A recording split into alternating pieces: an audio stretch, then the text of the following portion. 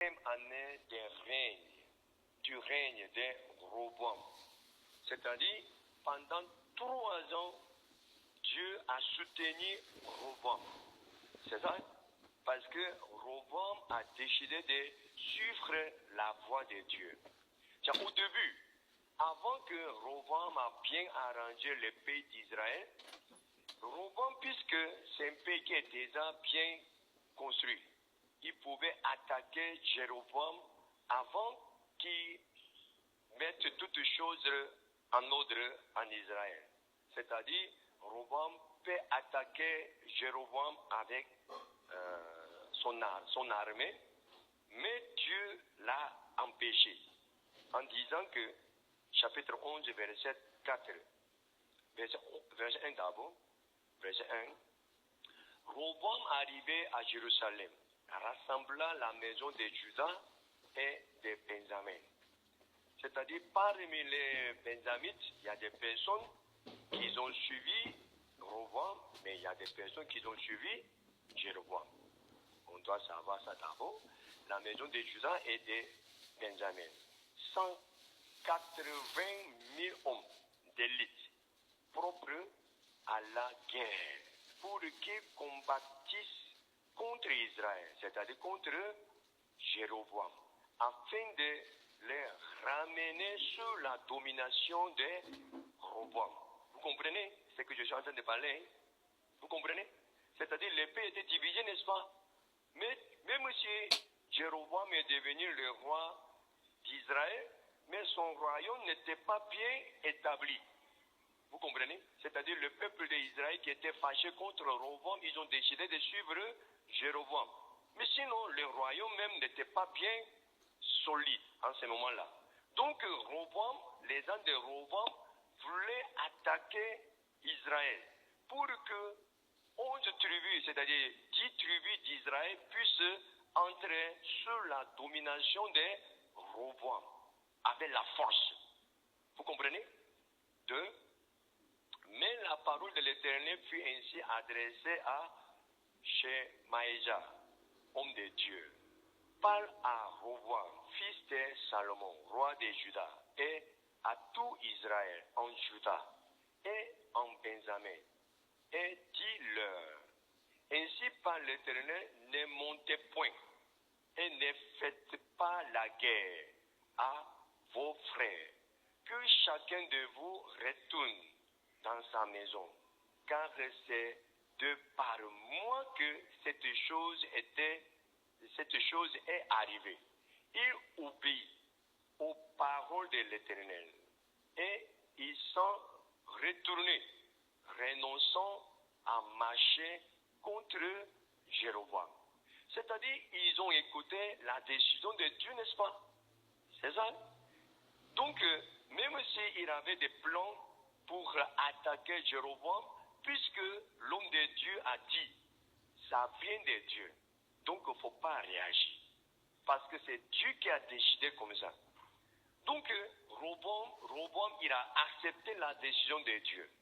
Amen. Vous comprenez? Donc, tous ceux qui étaient avec Dieu, c'est-à-dire tous ceux qui voulaient suivre ce qui est biblique, ils se sont levés pour aller vers Roboam. Parce qu'ils voient que ce que Jéroboam est en train de faire, ce n'était pas biblique. Donc, ils se sont déplacés pour suivre Roboam. Amen. Maintenant, vous comprenez? Vous comprenez? Mais ils ont fait ça pendant combien de temps? Pendant 3 ans. Mais 4e année, Dieu a observé. 5e année, Dieu a réagi. Vous comprenez? Comment il a réagi? Chapitre 2, le verset 2. Chapitre 12, verset 2. La 5e année du règne de Roboam, Shishak, roi d'Égypte, monta contre Jérusalem, parce qu'il avait péché contre l'Éternel. Dieu a suscité le cœur de Shishak, le roi d'Égypte. Vous comprenez? Pourquoi? Le verset 3. Il avait 1200 chars et 60 000 cavaliers. Et avec lui un peuple innombrable des Libyens, c'est-à-dire ils ont appelé les autres pays, c'est-à-dire ils sont alliés, des Chikiens et des Éthiopiens. 4. Il prit les villes fortes qui appartenaient à Juda et arriva jusqu'à Jérusalem. 5. Alors, Shemaïsa, le prophète, s'est rendu auprès des Roboam et des chefs de Juda qui s'étaient retirés dans Jérusalem à l'approche de Shishak. Et il leur dit, ainsi par l'Éternel, vous m'avez abandonné. Je vous abandonne aussi. Et je vous livre entre le mains de Shishak. 6. Les chefs d'Israël et les rois s'humiliaient et dirent, l'Éternel est juste. Ça veut dire quoi? Ce que Dieu est en train de faire, c'est normal, c'est pas normal. C'est normal, c'est pas normal. C'est normal. C'est-à-dire, ils pouvaient reconnaître ce qu'ils ont fait. Et puis, ils ont reconnu la réaction de Dieu. Vraiment, Dieu est juste. Maintenant, vous comprenez, hein? Le verset 7. Et quand l'Éternel vit qu'il s'humiliait, la parole de l'Éternel fut ainsi adressée à Shemaïsa, qui est le prophète. Ils se sont humiliés. Donc, je ne les détruirai pas. Je ne tarderai pas à les secourir. Et ma colère ne se répandra pas sur Jérusalem par Shishak. Ça veut dire quoi? Ils seront libérés. C'est ça? On peut comprendre comme ça, on ne peut pas comprendre comme ça. On comprend comme ça, n'est-ce pas? Mais verset 8. Mais ils lui seront assujettis. Ça veut dire quoi? Hein? C'est que Dieu va sauver le peuple d'Israël, mais ils ne seront pas sauvés totalement. En coréen, c'est-à-dire la Bible en coréen, la Bible en anglais, c'est écrit un peu en détail. C'est-à-dire, ils ne lui seront assujettis. Ça veut dire qu'ils seront sauvés.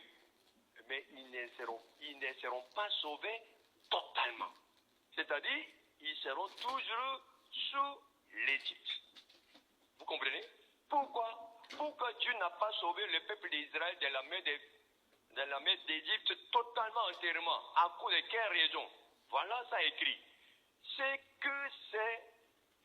que m'est servi ou servit le royaume des autres pays.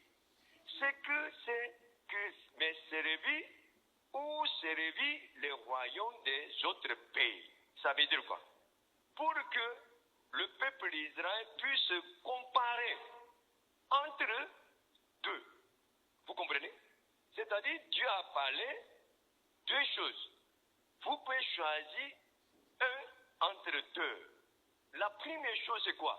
Servir Dieu. Deuxième, servir l'Égypte. C'est ça? C'est-à-dire, en servant l'Égypte, il faut comparer. Lorsque vous avez servi Dieu, vous étiez dirigé par Dieu. Mais maintenant, vous servez l'Égypte. Donc, vous serez dominé par l'Égypte. Donc, en servant l'Égypte, tu pourras savoir qu'est-ce qui est bon entre deux. C'est-à-dire, tu as déjà expérimenté deux choses. C'est-à-dire, tu as déjà servi Dieu. Mais tu as abandonné de servir Dieu. Donc, maintenant, tu dois servir l'Égypte. Vous comprenez? Donc, en servant l'Égypte, tu peux te rappeler ce qui était passé en servant Dieu. Donc, tu pourras comparer deux vies. Vous comprenez? Donc, en comparant deux vies, tu vas choisir un entre deux. C'est-à-dire, tu vas décider. Soit tu sers Dieu, soit